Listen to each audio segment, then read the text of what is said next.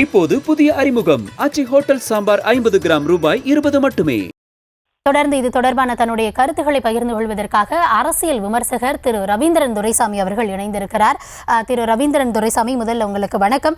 தொடர்ந்து இது தொடர்பான கருத்துக்களை நம்ம பார்த்துட்டு வரும். இதன் வாயிலாக என்ன வருது அப்படின்னா, அதாவது திரு ஆதவ அர்ஜுனாவின் இது போன்ற விமர்சனங்களும் கருத்துகளும் விசிகாவிற்கு நெருக்கடி ஏற்படுத்துகிறதா, இல்லை கூட்டணி கட்சிகளுக்கு நெருக்கடி ஏற்படுத்துகிறதா, இது போன்ற பல்வேறு கேள்விகளும் முன்னெழுகிறது. அவருடைய இந்த கருத்தால தற்பொழுது யாருக்கு நெருக்கடி ஏற்பட்டு இருப்பதாக நீங்க நினைக்கிறீங்க?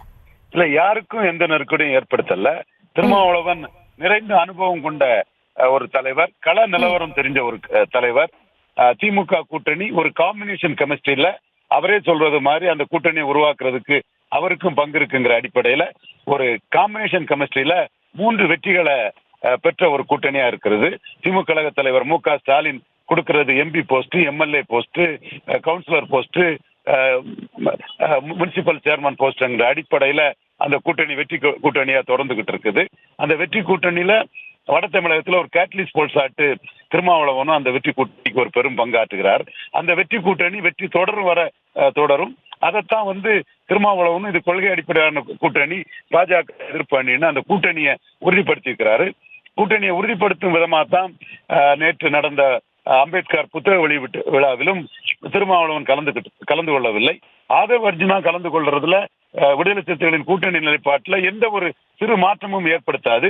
அதே வேளையில இப்பொழுது ஆதவ அர்ஜுனா கலந்து கொண்டிருப்பது விஜய் அவர்கள் தங்களுக்கு விடுதலை சிறுத்தைகள் கூட்டணி வரவில்லை என்று ஆதங்கத்தோடு ஏக்கத்தோடு அதே மனதில் வைத்துக் கொண்டு பேசக்கூடிய அளவுக்கு விடுதலை சிறுத்தைகளுக்கு ஒரு முக்கியத்துவத்தை ஏற்படுத்தி இருக்கிறது. இன்னும் சொல்ல போனால் மக்கள் மத்தியில் ஏன் விஜய் திருமாவளவனை முதலமைச்சர் வேட்பாளராக சொன்னால் என்ன, அவர் அங்கீகரிக்கப்பட்ட ஒரு கட்சியின் தலைவர்.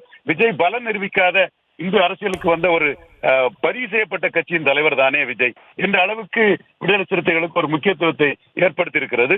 கூட்டணி விஷயத்தில் விடுதலை சிறுத்தைகள் தெளிவாகவே இருக்கிறார்கள்.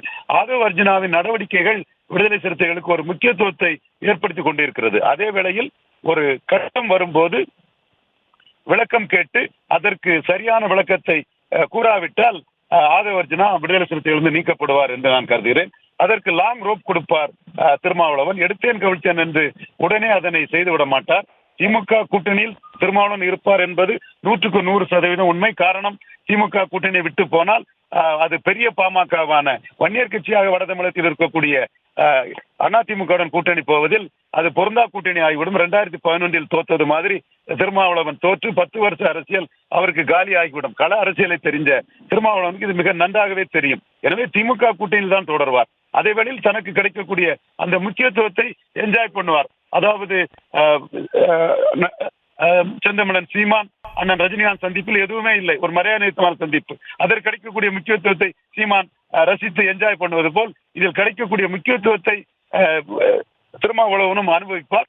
அதே வேளையில் அவர் திமுக கூட்டணியிலே உறுதியாக இருப்பார். இவர் ஆதவ அர்ஜுனா மீதான நடவடிக்கை தள்ளி போகும், காலதாமதமாகும் என்று கருதுகிறேன். இந்த தருணத்தில் இணைப்பில் பல முக்கியமான கருத்துக்களை பகிர்ந்து கொண்டதற்கு நன்றி திரு ரவீந்திரன் துரைசாமி. இப்போது புதிய அறிமுகம் ஆச்சி ஹோட்டல் சாம்பார் 50 கிராம் ரூபாய் 20 மட்டுமே.